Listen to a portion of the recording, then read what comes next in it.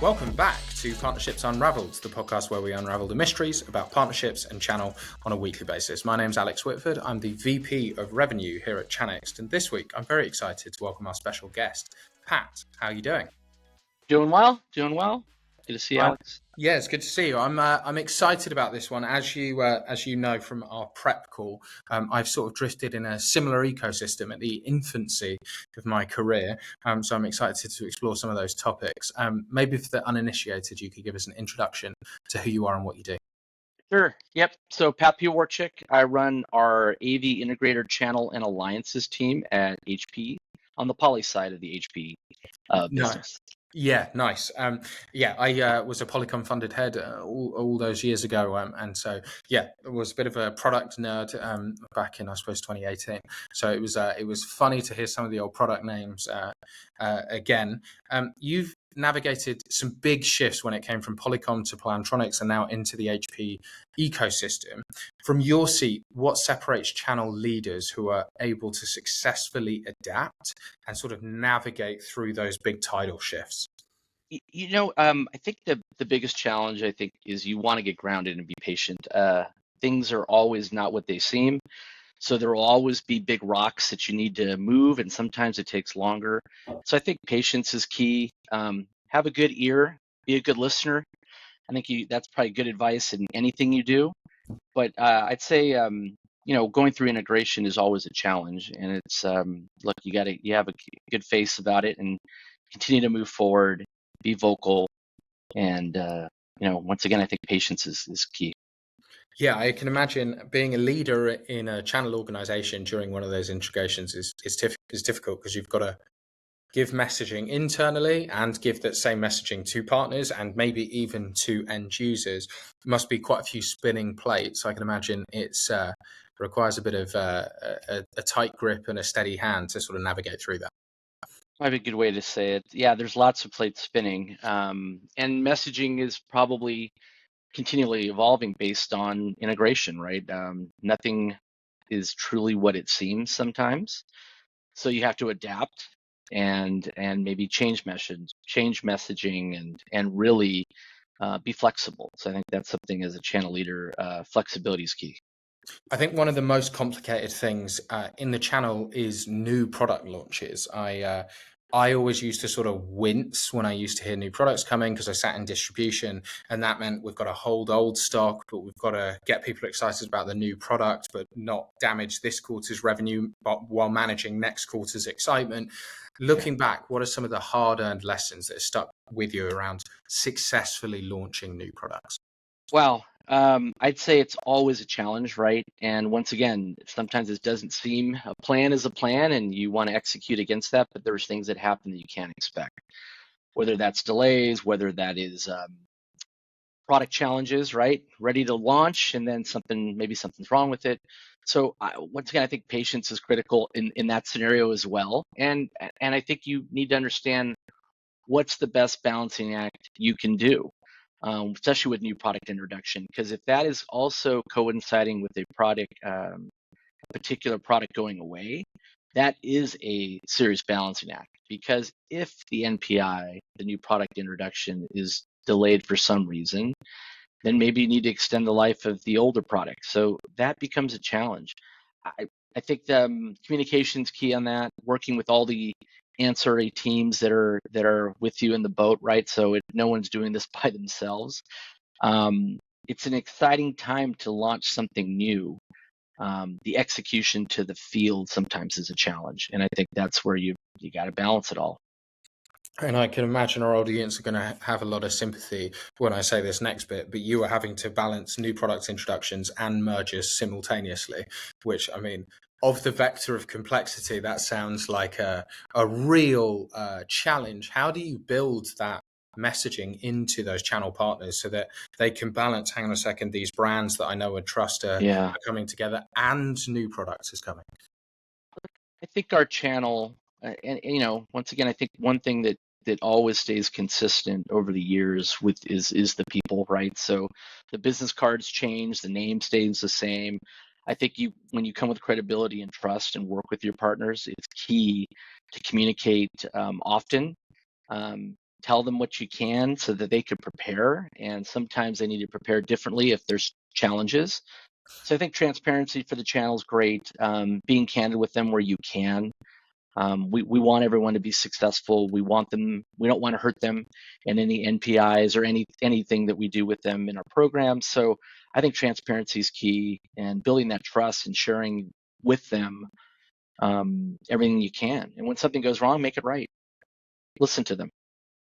Yeah, and I like your imagery there about the business card, but I think, the thing I love about this industry is that I don't think there is an industry maybe in the world where your reputation matters more, because someone that you worked with previously might end up getting a job and hiring you somewhere else, right? Or your competitor turns out down the line you start working for the same company.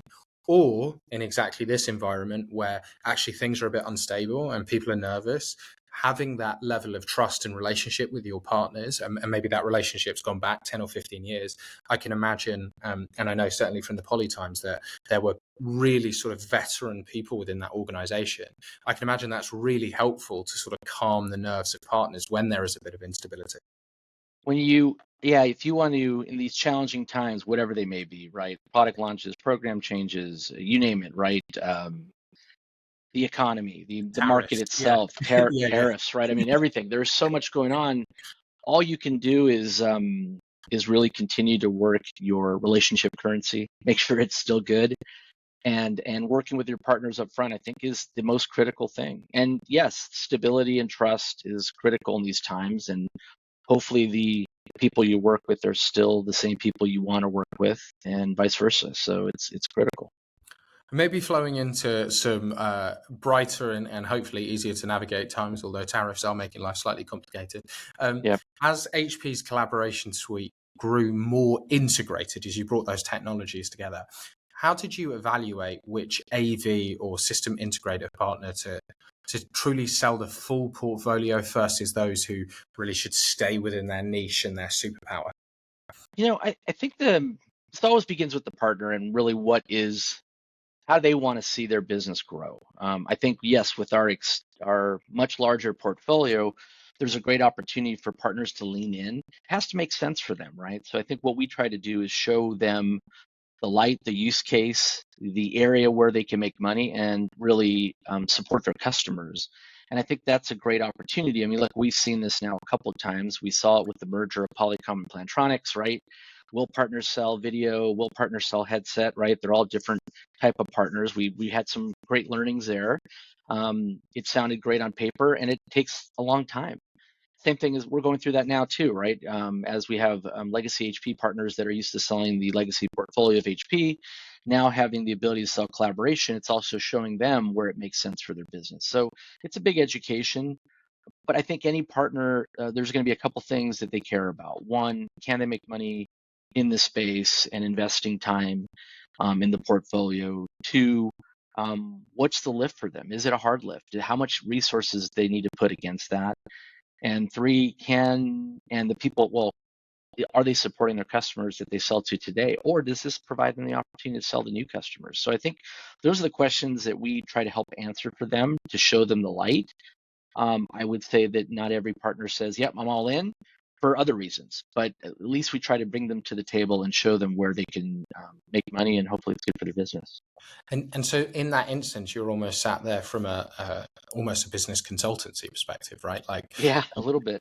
I think that's one of the things that I really find M&A really interesting, because let's take Polycom and Plantronics. Hey, that technology stack fully makes sense, but sometimes the buying persona isn't the same for those different technologies, and that's something for a partner that I imagine you have to really take them on that journey to understand that, hey, maybe centralized IT procurement's not the same as the regional office who's able to make certain buying decisions, and you almost have to, as a sort of McKinsey consultant would, take them through that pure commercial understanding away from even product stuff, right? Spot on. I just had this conversation just yesterday with a partner.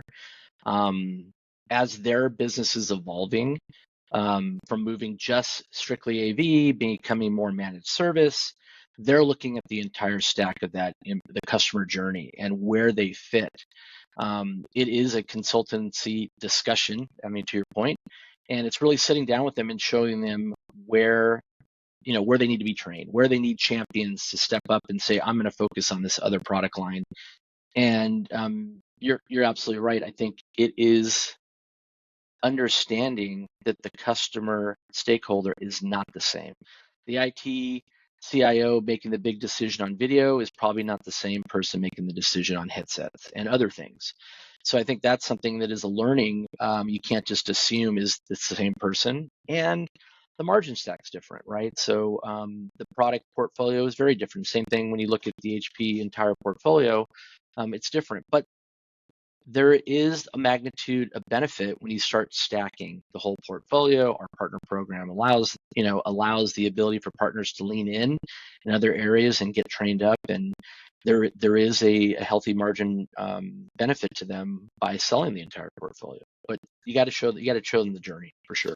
And so let's say you've landed that view. I think one of the things that I'm really HP, who we partner with at Chanext, and I think is one of the most interesting brands I think in the market, because it is such a broad portfolio, right? Headset, PC, printer, security, collaboration.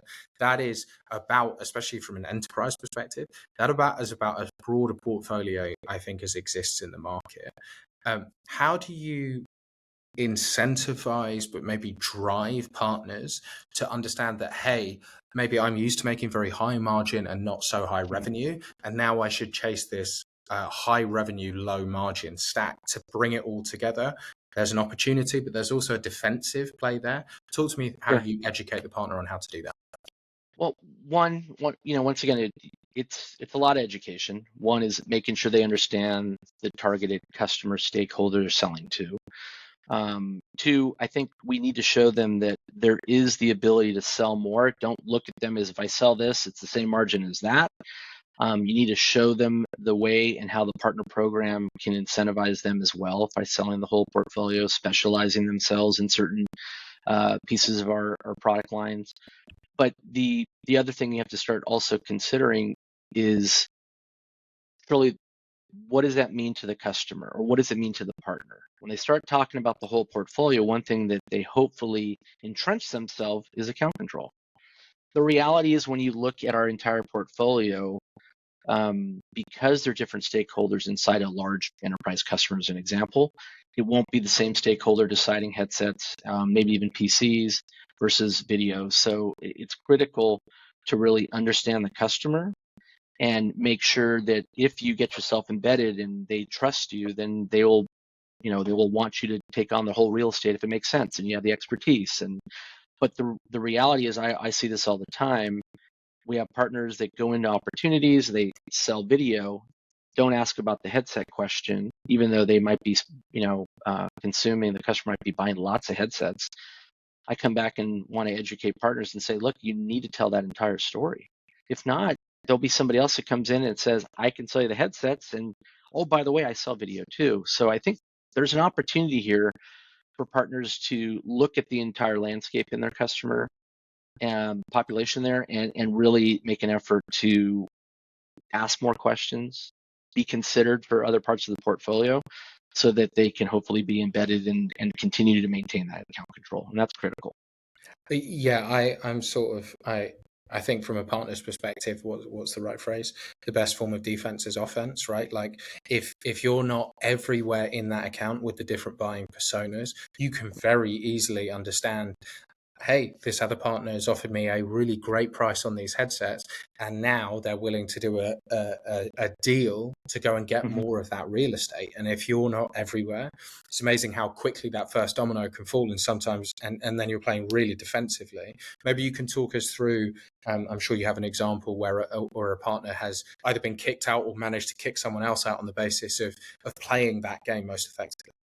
We had a large partner that was 20 years selling this customer, and this customer is a very large enterprise, and they were focused on video. And we asked them, hey, what are you doing about headset? They said, my customer buys for me. They always buy for me, 20 years, right? And we've seen this movie before, and that's great. But when it came down to the final RFP, and there was two RFPs, one for video, one for headset, they weren't really focused on the headset as much because it was call it the video was big iron, right? It was a little bit more appealing to what they were working with the customer. But the truth of the matter, they had another stakeholder inside the account that was just as I don't want to say powerful, but just as important as the CIO making the decision on the headset. And the partner came very close to losing that account and had a scramble last minute. Hey, we do headsets, by the way, and even though they weren't talking about it, so that they wouldn't be considered in the opportunity. Because what ended up happening, unbeknownst to them in the beginning of the process, was here's an RFP for this portfolio, here's an RFP for that portfolio, and then the customer decided last minute, we want to single source this with one partner. Yeah. And they weren't talking about it, so it provided a last minute scramble. And the good news is the partner didn't lose it. Their long, outstanding relationship with the customer. But I think it taught them a little bit of a lesson that you need to turn over every stone and make sure that they see what's underneath it. 100, and we talk a lot on this podcast around meeting the customer where they are. You can understand from a customer's perspective the value in single sourcing, right? There's one throat to choke if anything goes wrong. We've got I'm sure improved pricing at the base of buying a far wider stack from you, and so having the sort of humility to go, okay, we need to really invest time in ourselves, into our vendor relationship, to broaden our understanding our product stack, because we're going to provide a greater level of service to our customer. That's, I think, what's so great about what HP are trying to deliver. The value to the customer is so much stronger. Great. And I think it's a great time when I look at everything that we have. We've it's been just under 3 years now, I believe, or close to 3 years that we've been acquired by HP. What we've seen is some amazing innovation, especially from the PC technology that HP has had for years. We've seen now the value of that. The newest HP laptops are now embedded with Poly Studio audio innovations, as well as Polycam Pro on the camera side. So some real great camera innovations. So we're starting to see that portfolio cross bounds inside the entire HP portfolio, which is exciting. It's an amazing time to see some of those technologies we've been selling for years in collaboration start bleeding over and then getting embedded into the PC stack. So it's great. And that's some product innovation, which I think, look, the obviously you've got these various very clever engineers in each sort of BU, and it's great to see that cross-pollination. What else has evolved from a partner perspective to drive some of that cross-pollination? Well, I think what we've seen partners that were large legacy HP partners that are starting to realize they weren't probably focused as much on collaboration. They're seeing the value if they did. And once again, you don't go into that as, okay, I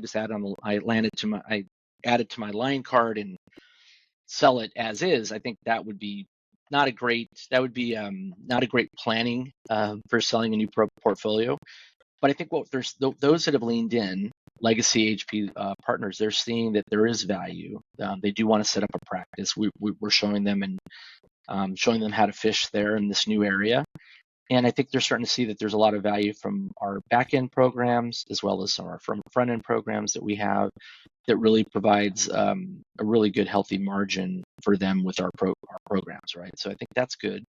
And we're starting to see a lot of those people come around. I wouldn't say it's for everyone. I mean, there are people that have been selling PC or print for a long time.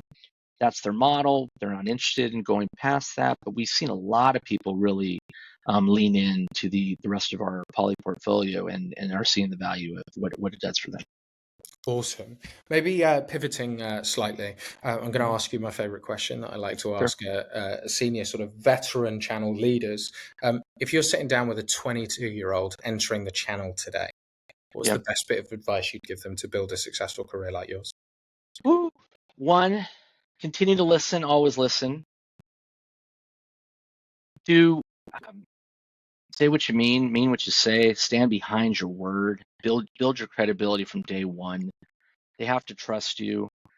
This entire business is based on trust.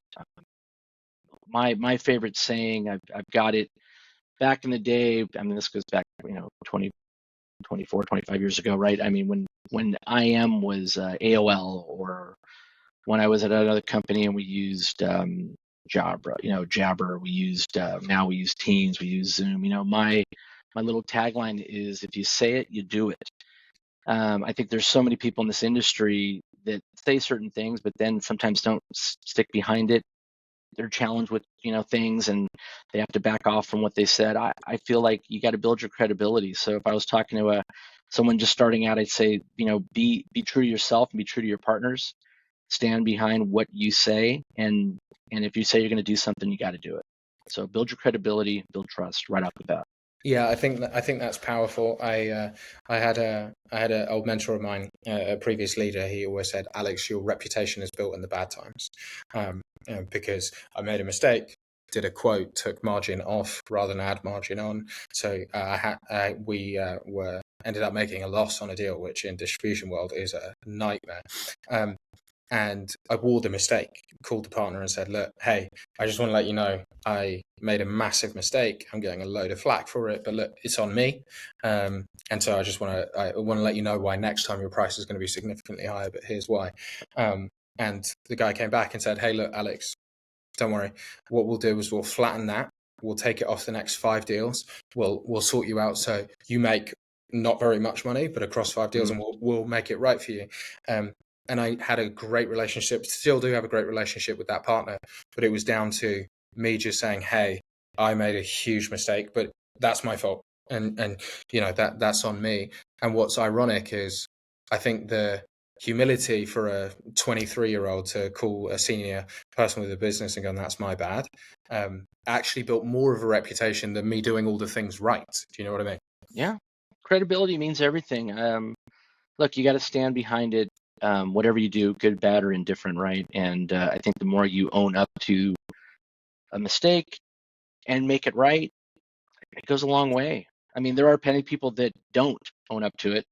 And I guess that's my point. In this industry, you see lots of people that maybe aren't as forthcoming on some of these things, or make it right, and that probably just shows their integrity and how things work. But I think it means a lot. Yeah. Well, we like building on reputation here, and we find that great guests recommend great guests. So we're always looking for an introduction into our next one. Pat, who did you have in mind? I think a good friend of mine that I've worked with for a lot of years, Michelle Martin. She's at a competitor of ours, but I think it's great to get her perspective. She's a senior leader, really good person, and I think very highly of her, and I think she'd be a great guest for you guys. Awesome. I'm excited to have Michelle on, and Pat, thanks so much for sharing your wisdom today. It's been awesome. Great. Take care, Alex.